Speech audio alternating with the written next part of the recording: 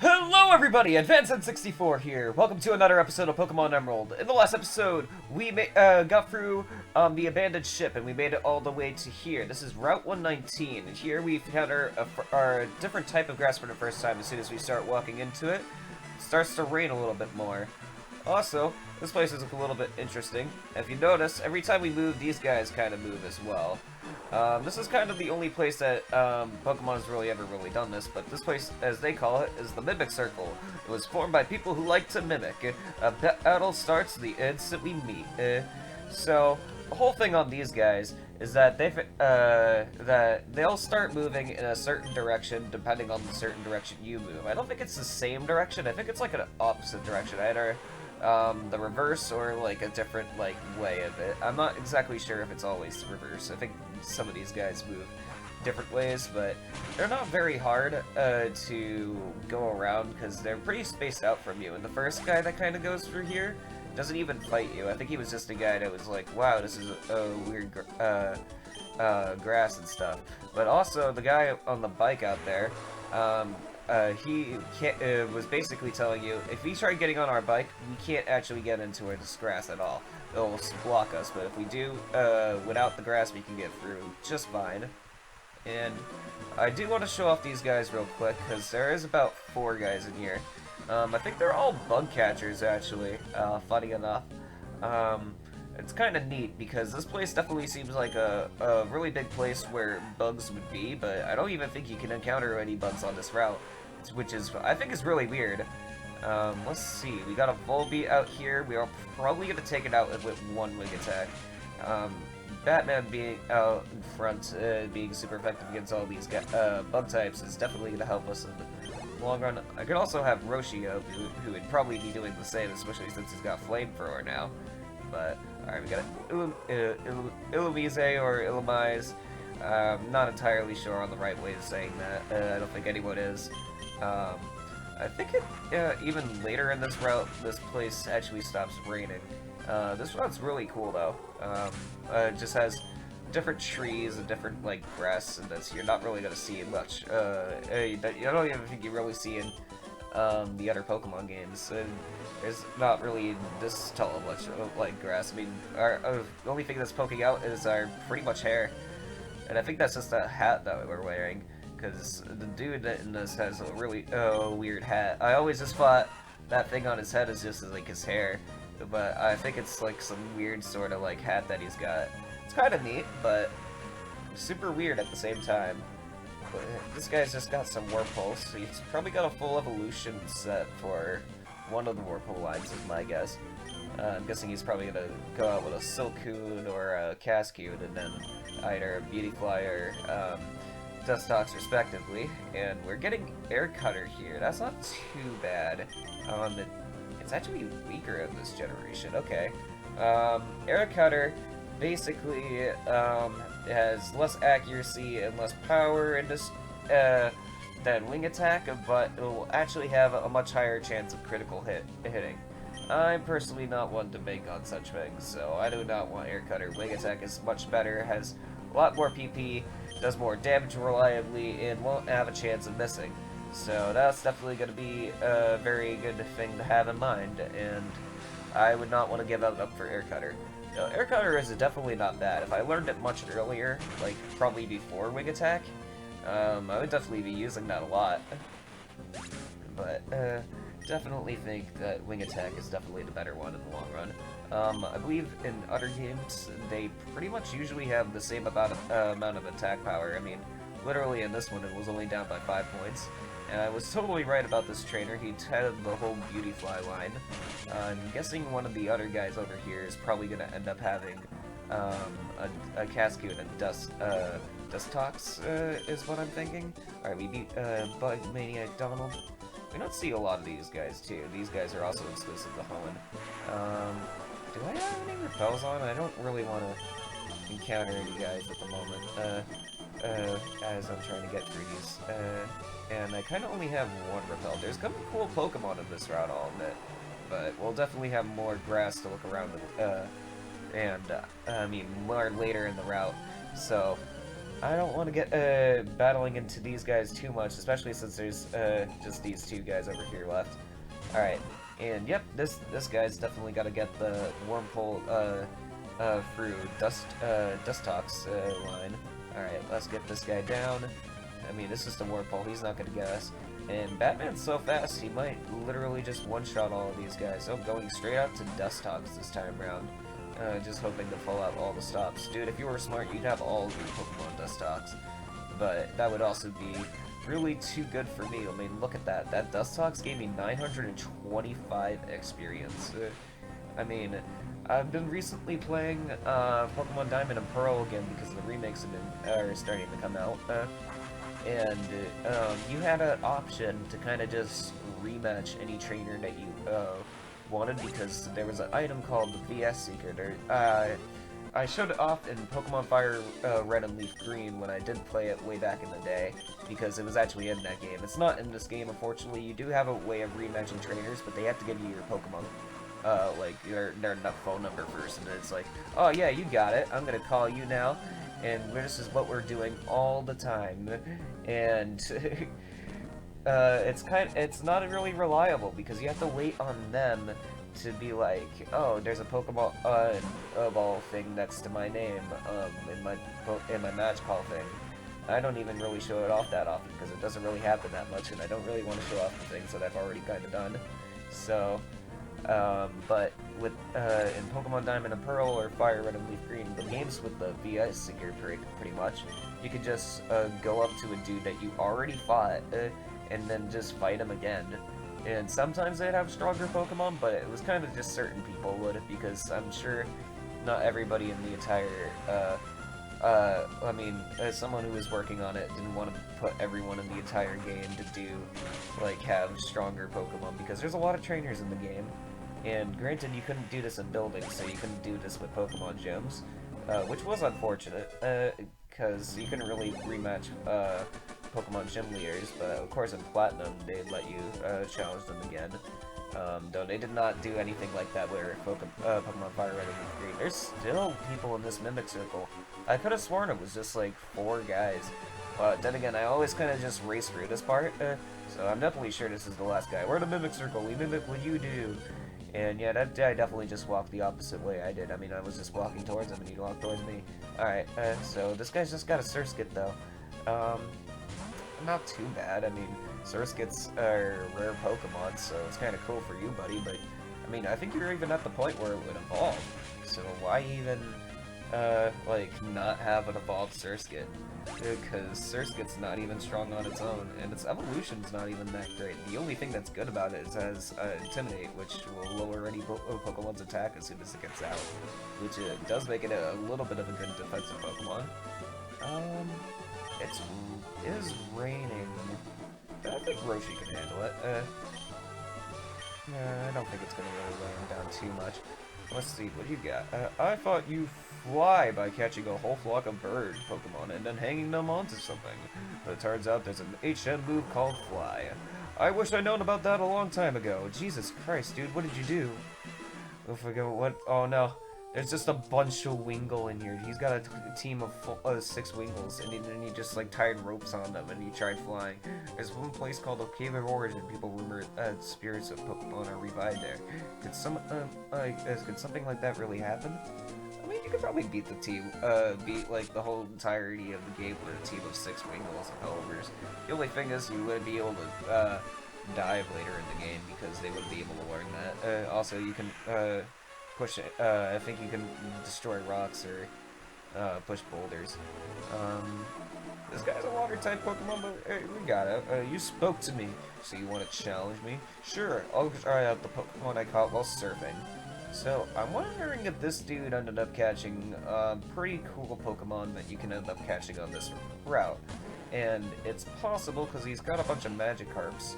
The whole thing, in this route only, in Route 119, there's a whole Pokemon called Feebas, and Feebas is like Magikarp, but it was added in this game. The whole thing that's different about Feebas and Magikarp is Magikarp's so much more common than Feebas, in order to find Feebas, mind you, it's only in this entire route, you have to fish it from a specific spot, one of 6 specific spots that are entirely random. They can either be random from the point you start the game in Ruby and Sapphire, or they will entirely change which 6 spots that you can get Feebas in if you're playing Pokemon Emerald. Every day they'll just give you 6 random spots that you can possibly get Feebas. You won't even have a 100% chance of fishing up a Feebas. Yep, this is it. This guy right here. Coming out right here, this is the topic of the debate.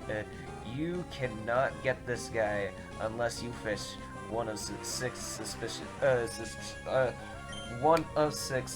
spots. That's not even the right word. But yes, oh my god. When he splashes, his eye disappears. That's creepy as hell. But yeah, this guy does exactly the same thing as Magikarp, and is so much harder to get than Magikarp, and has an even super weirder way of evolving into its evolution than Magikarp. Like Magikarp, you just had to level up to level 20, and then you would have a Gyarados straight off the bat. If you caught a Magikarp that was higher than level 20, all you had to do was level it up once, and boom, Gyarados. Feebas, you're not so lucky. Feebas, you have to go through this entire ordeal that I'll explain more when we actually get to the thing that you can actually do it at. I don't have a clue what it takes to win, but hey, you're a pretty good fishing man. You ended up getting that Feebas. But to really show you how much of, like, the specific tiles I was talking about, this is one tile, and this is one tile. This is one tile, this is one tile, this is one tile, you get it. Every single one step of water is a tile, and any one of those in this entire place of any, like, and that's not even the whole bodies of water in this route. It goes through the entire route, and you can't even get part of it because part of it's blocked off by a waterfall, so you can totally just be fishing for nothing, because all the 6 spots can totally just be where the waterfall is as well, if you're just completely unlucky. But yes, that's just how hard it is to get a Feebas. I am not showing off fishing up a Feebas, because I would probably be sitting here, for 6 hours doing nothing. I don't know if those ones can be, unless you can swim under that, but if you can, that would be terrible. Yep, see that? Waterfall. That's just, that's terrible. And there's still more water after that. Like, who in their right? I know people have done it. I've seen people actually hunt for shiny versions of Feebas, which you have to literally find the Feebas spot, and then just fish for constant until you finally found the rare Feebas that was a different color. But, oh my goodness, that just seems entirely difficult. I don't think I could ever do that. Alright, there's a trainer right here, we can go ahead and fight that. Oh, look at you. For someone on an adventure, you're traveling awfully light. I actually forget if I got the, Acrobike or not. If I did, I completely just skipped that section for completely no reason at all, because that little thing where I kind of just walked up to and I kind of couldn't do anything at all. You can totally get by if you're using not the Mach Bike but the Acrobike. The Acrobike will help you jump over that, because there's a little trick that you can do. I'm gonna see if I can end up doing that little trick, but I'm not even entirely sure if I can. So we're gonna have to figure that out. But Roshi's got up to level 34. That is super cool. Roselia coming out, and that's pretty much the same thing as this Gloom that came out, because both are grass and poison types. Not even entirely sure which one is stronger. The only thing is that Roselia is definitely the one that's more boring in this game, because the thing can't even evolve yet. I mean, I personally really love Roselia's line that evolves, because the evolution of this Pokemon is super awesome. In fact, I'm using it in that Diamond and Pearl Pokemon play I was telling you about earlier. Accidents happen when you're not prepared. And, okay, that went right through. Let's see. Do I have a Pokénav? Of course I do. I gotta go register you so I can possibly fight you at one point again. And before I run back and just waste all our time trying to figure out if I have a bike or not, how about I check that right here? I do not. I have the Mach Bike. So, yep, I should have changed that out when I was healing at Mavo City the other point, but that's too bad. Let's see if we can just fight this guy, and forget that we don't have the bike that we probably need right now. Who has the knowledge and the technique for survival? Pokemon Rangers, that's who. And we gotta fight another Pokemon Ranger. I guess this guy might be friends with that other dude that was right down there. Also has grass types as well, but admittedly probably a more cool one. Breloom is definitely more fun. I think we already found a Breloom. I think it was when we were on the ship. Definitely a really cool Pokemon.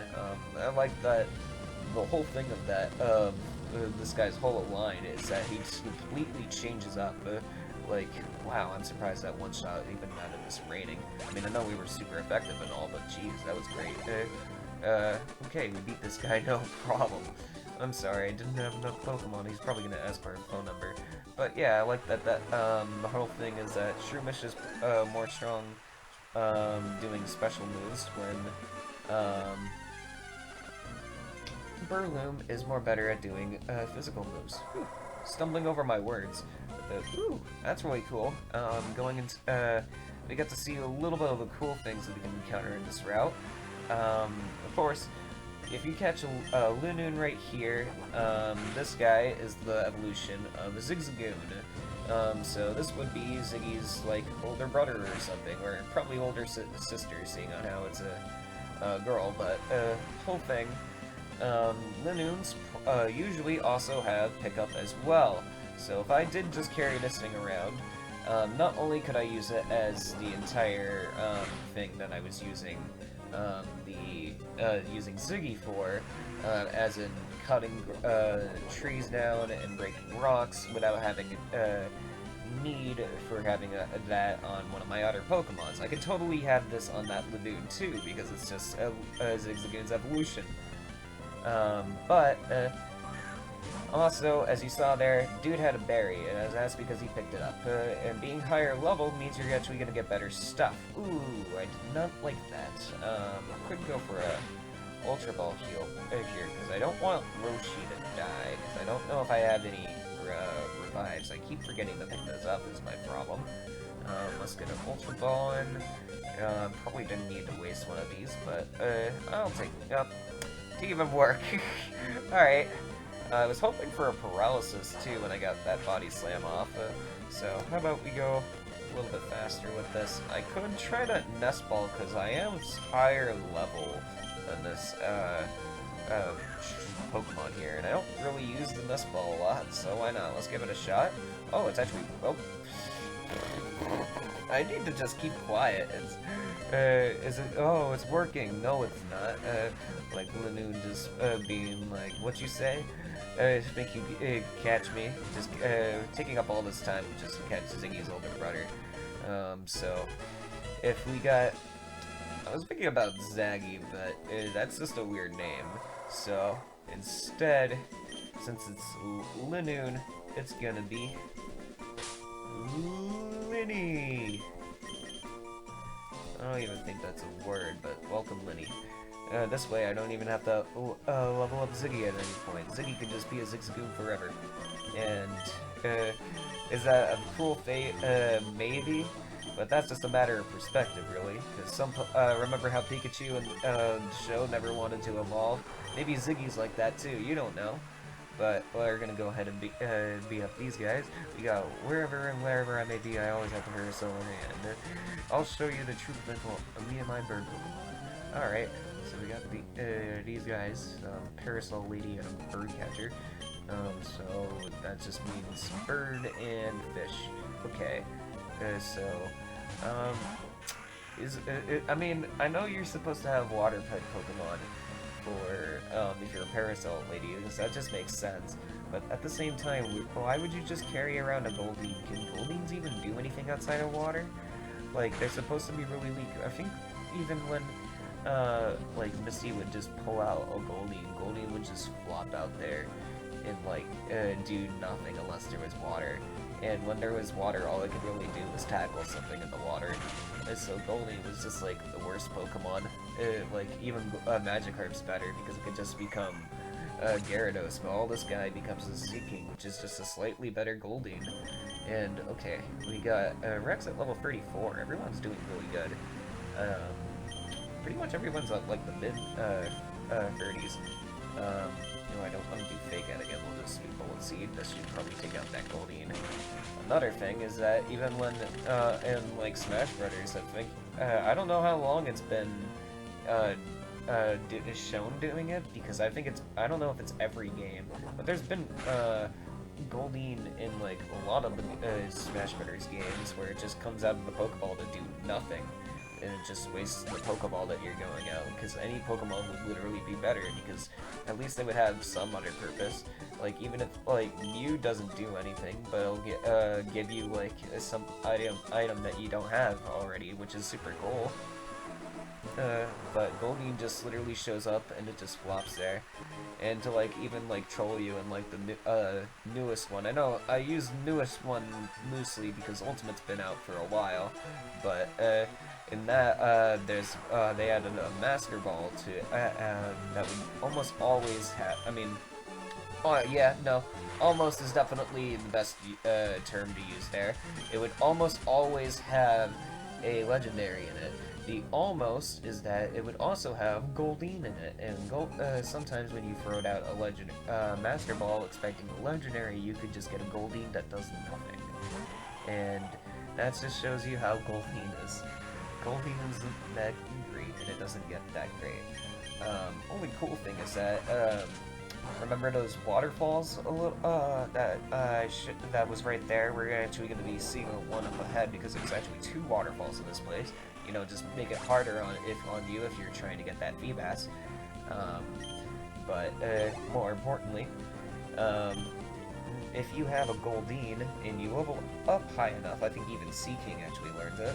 It'll actually learn Waterfall, even if you don't have the HM for Waterfall, you could have Waterfall. Of course, you still need to beat the badge in order, the gym leader to get the badge that would let you use Waterfall, I should say. But, yeah, so it's not entirely helpful, but it's kind of neat, because it's like the only Pokemon that can actually learn, like, one of the HM moves outside of, like, things. Like, I think, only one I can remember is, like, I remember using, like, a Tyrogue or something that learned, like, Rock Smash. But, there's not too many Pokemon do it. The Pokemon that we were fighting, by the way, was a really cool Pokemon called Tropius. Really hard to find Pokemon in this route, actually, because it's actually a 1% counter that you can find anywhere in these tall grass. But it's a really cool Pokemon. It's grass and flying type Pokemon. And, wow, where did we get to? We got to the Weather Institute. This place is huge. Look at this place. But more importantly, what's these guys doing here? We're standing lookout here. Hey, you, stay away from the Weather Institute. It's not safe.